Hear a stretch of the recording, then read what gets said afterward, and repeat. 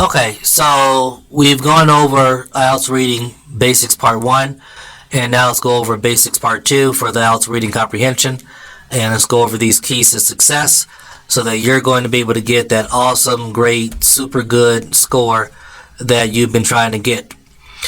So, as I told you earlier in part number 1, what's important to understand is that some of the questions go in order.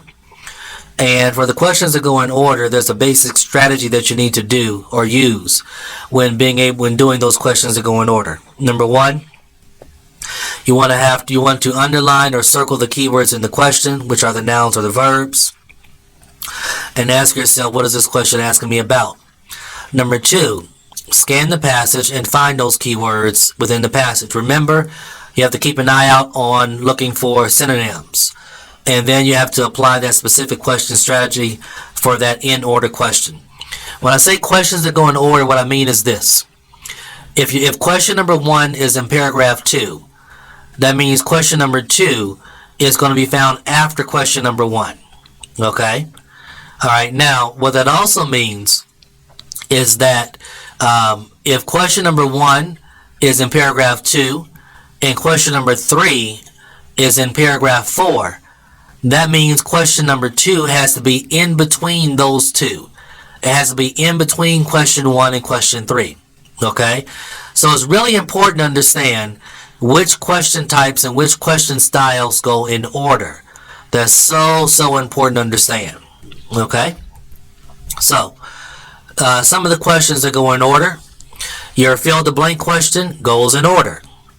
Your short answer questions go in order. Your yes, no, not given question goes in order. Your multiple choice question goes in order. And your flowchart question goes in order. These are the question types that go in order. Also, these question types that go in order are probably going to be the easiest ones to do in your question set for a particular reading passage. Because if you know where question 1 is, and you know where question 4 is, then it's really easy to know where questions 2 and 3 are. They're in between. And the reason why I say question 1 and question 4 is, sometimes you might do question 1 first and then do question 4 next, because question 1 and 4 are maybe the easiest ones to find because those questions have a date or a proper name or a proper noun. So the information for those questions is easiest to find. Alright, but the in order questions, it is very important to understand which question types and question styles are in order, because those are going to be the easiest ones to do first. Now, your question types that are not in order. Your paragraph location question. That question is probably one of the hardest questions to do.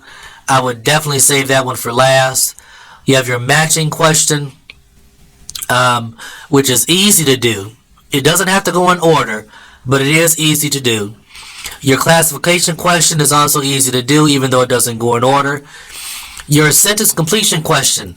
Sometimes this question will go in order, sometimes it won't. I've seen it happen both ways. So, a lot of times with this question, it will go in order, but just watch out for it. Your table questions mainly go in order, unless you have 2 questions back to back, like if number 6 and 7 are in the same paragraph and it's a table question, then maybe number 6 will come after number 7. So you have to be aware of that with a table question. Your summary question doesn't go in order. Well, sometimes it does, but the summary question is very difficult. That's another one that I would save for last. Your diagram sometimes goes in order. And that question that says pick 2 or 4 or 3 from a list, really difficult to do. Okay? So the questions, these are the questions that don't go in order. Alright?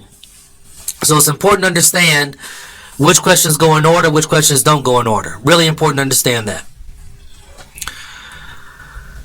Alright, so some of the questions that I would save for last, like I said, in a question set, I would do the headings question last, the paragraph location question, the pick from a list, and the summary question. I would do my other question types first for a particular reading passage, and then if I have one of these, I would do it last. Because if you save them for last, what will end up happening is, if you have a yes, no, not given question, and you have a fill the blank question, those both go in order. So if you do those two question types first, you'll get a lot of answers correct, and also you'll have a chance to look at a lot of the reading passage while you're answering those questions. And then when you go back and do a headings question or a paragraph location question, they're much easier to do after you've already had a chance to go through a reading passage by doing the questions that go in order. So that's why I suggest that you save and do those questions for last. Alright, so that'll do it in terms of our reading comprehension basics number 2. And let's move on to our looking at the different question types for reading comprehension. So I'll talk to you soon.